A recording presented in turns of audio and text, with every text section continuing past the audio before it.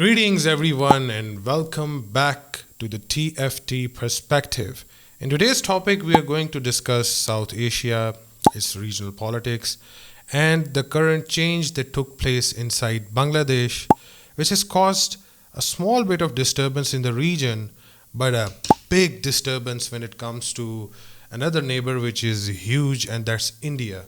It seems that that country is most concerned when it comes to Bangladesh. In fact, they have lamented so many acquisitions, in fact, on Pakistan. They have even interconnected US China nexus. Can you believe it? They have actually said that China and US both are conspiring against India when it comes to regime changes inside South Asia.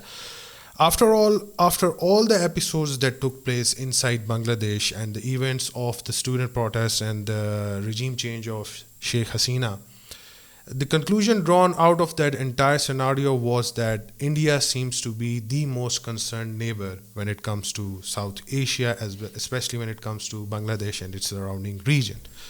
Mr. Wakar Korari has also joined us.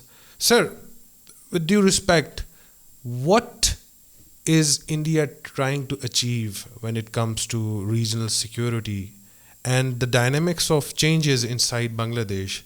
How are they actually interconnected with India itself? Because a lot of other countries have also shared their concerns when it comes to the revolution inside Bangladesh. But Indian media, their politicians, even their military leadership has gone completely bonkers when it comes to perception, and they have even accused US and China both, trying to change regimes inside South Asia and taking advantage out of that situation. Where do you see India? Is it being portrayed as very vulnerable from their own media, or they're trying to project something else? I think India has a psychological problem. Just look at the size of their economy, size of their military. But I think it is those 2,000 years, past 2,000 years. And the history is not very, I think, been very kind to India. So I call it almost 2,000 years of slavery.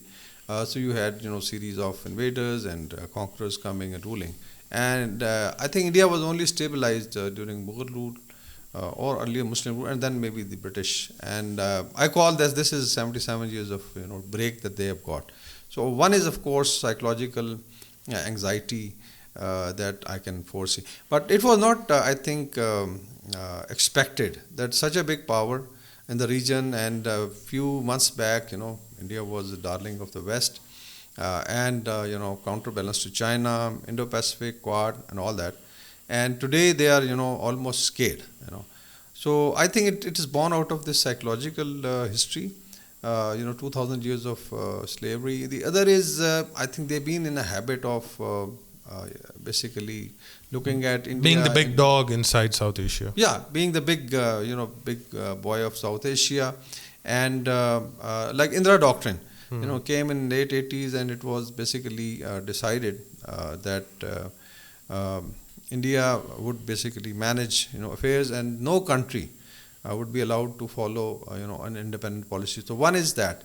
The other is they have already built up an image of India, especially with the smaller neighbor, less Pakistan, that anybody who's trying to deal with Sri Lanka, Nepal, Bangladesh, Maldives has to go through Delhi, which is, I think, quite an absurd, I would say, idea. So I think these are the reason why they are feeling so much insecure.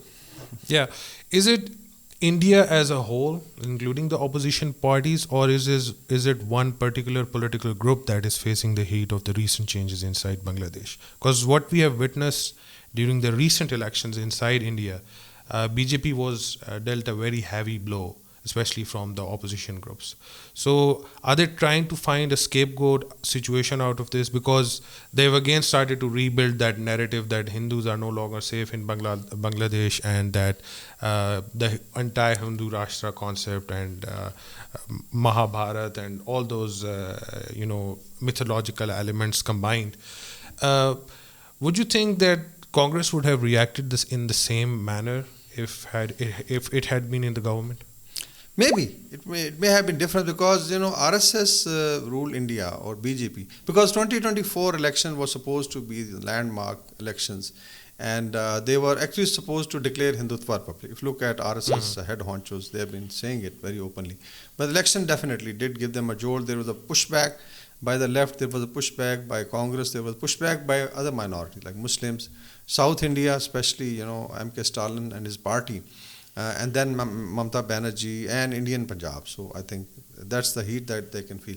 Now, what I think RSS is doing is exploiting the situation because their, this pet narrative of Hindu khatre mein hai, love jihad, beti bachao, and Ghar Wapsi, which was basically targeting Muslim minority, did not work during election. And they find that since they think that Hindu minority in Bangladesh is being prosecuted, so they now can rebuild that narrative. And if you look at the media, it's gone literally, as you said, bonkers.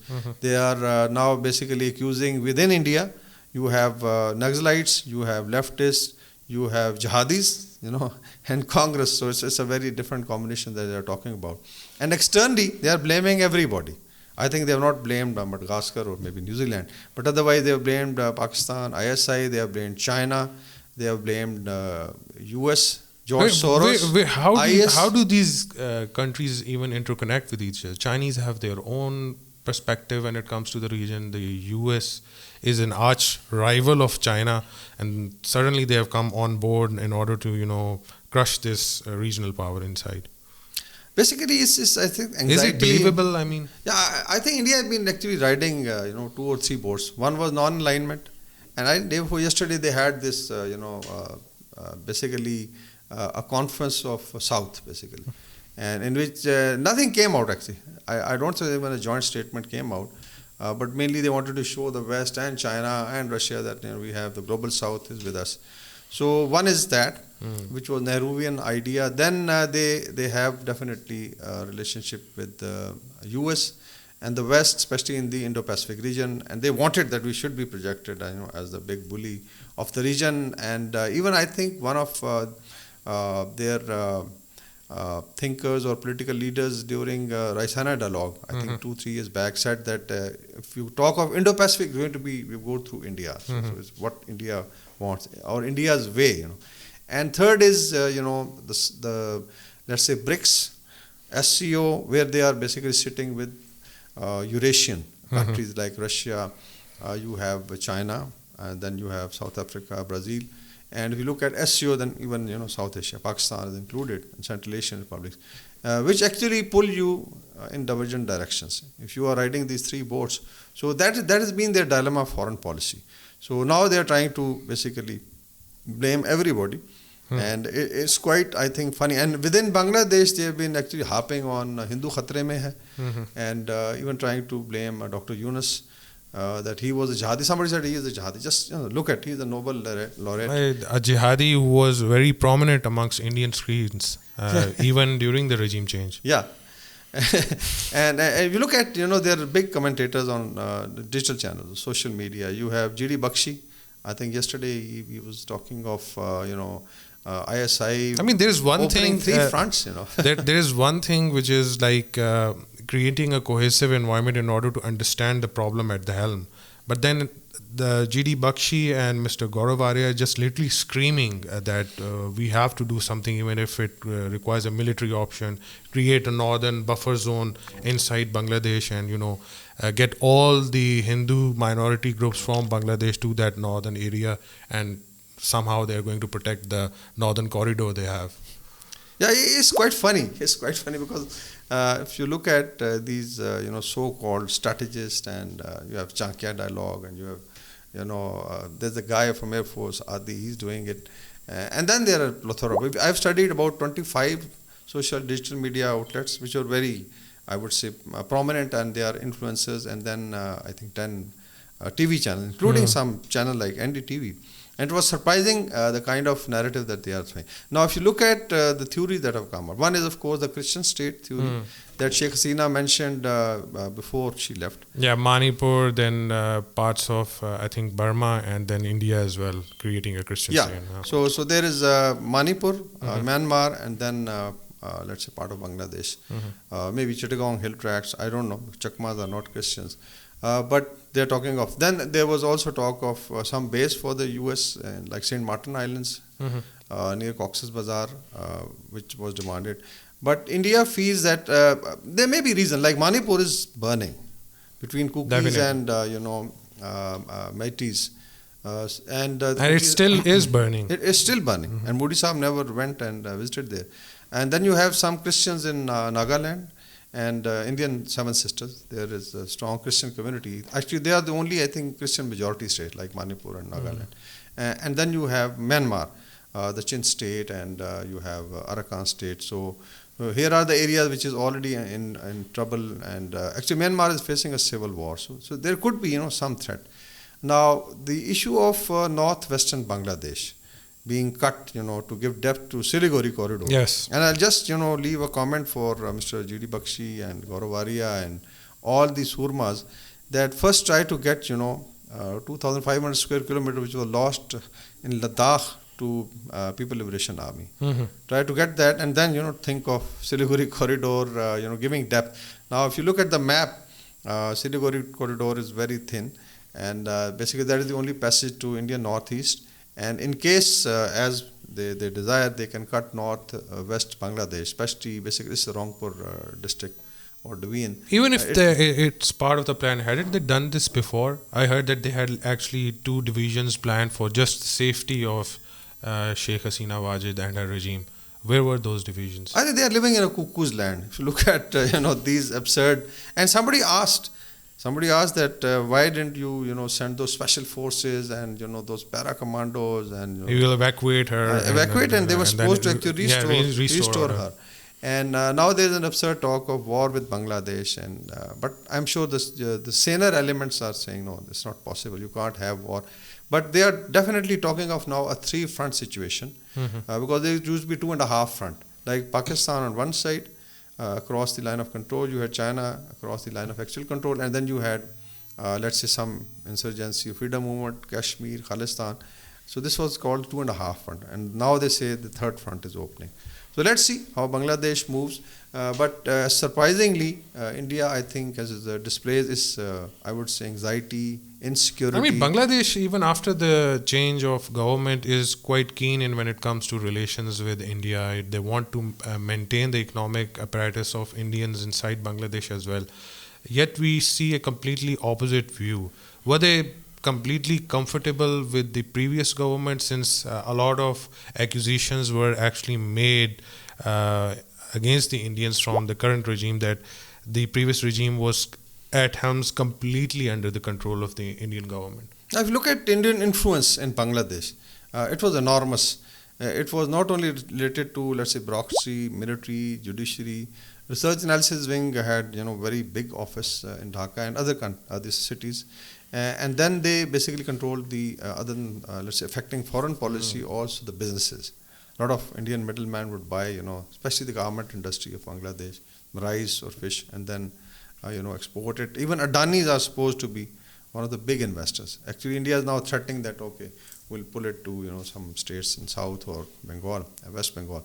So all told, I think that is the kind of, that's the loss that India has actually faced or felt, that they are crying hoarse. And Bangladesh, I'm sure, going to stabilize very soon because the students have also decided to probably form a party. You have BNP in the run, you have Jamaat Islami. And I'm sure, 75% of Bangladesh doesn't want it to be a colony of India.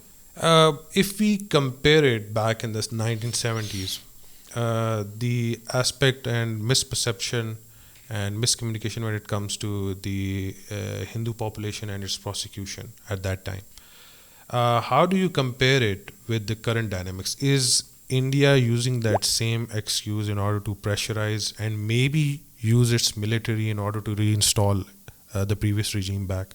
One, it's going to be very, very difficult, but I think you were pointing in a right direction, like Mukti Bahani at that time, and mostly they were, people who left. I mean, the talk of the corridor itself and, moving minority groups to that area, it's actually quite accurate when it comes to portraying the Mukti Bahani and its apparatus. Yeah, what I am trying to basically relate it to Mukti Bani is there is a concept of Bongo Bhumi also. It came up, I think, just after Sheikh Mujib's assassination. And in that, basically, it was a homeland for Hindus. So it could be the south west or northwest. So Bongo Bhumi has been a concept, and maybe if you find a lot of Awami League guys and some of the Hindu families who are influential now migrating to India, maybe you have another Mukti Bani being prepared, which can be applied in the longer run. But I think India can foresee that there is going to be instability in the northeast, because now it's going to give a lot of fillip to the movements. Because there's already a lot of vacuum when it comes to Myanmar itself, because there is a civil war ongoing there. And then if a civil war takes place inside Bangladesh and the accusations are laid against India itself, then indirectly a lot of that hodgepodge and a lot of the issues relating to that region is going to be interconnected with India itself, and it's going to be a lot of international pressure on it. That region is already, I would say, highly destabilized. Look at Seven Sisters, Assam. You have Ulfa, then you have, the Manipur Liberation Front. Their own states are not under their own control right now. Nagaland, the Naga Council. So they foresee, because, even Nagaland leaders or Manipur leaders were arrested after Bangladesh got independence, because they used to come and go in East Pakistan. So now India can force. And then they also talk of another East Pakistan, which is very funny. But I think the episode discloses India's anxieties, its vulnerabilities, and what is their total worth? What is the worth of leadership? I have not seen Mr. Modi coming up with any cohesive statement. Even Jay Shankar.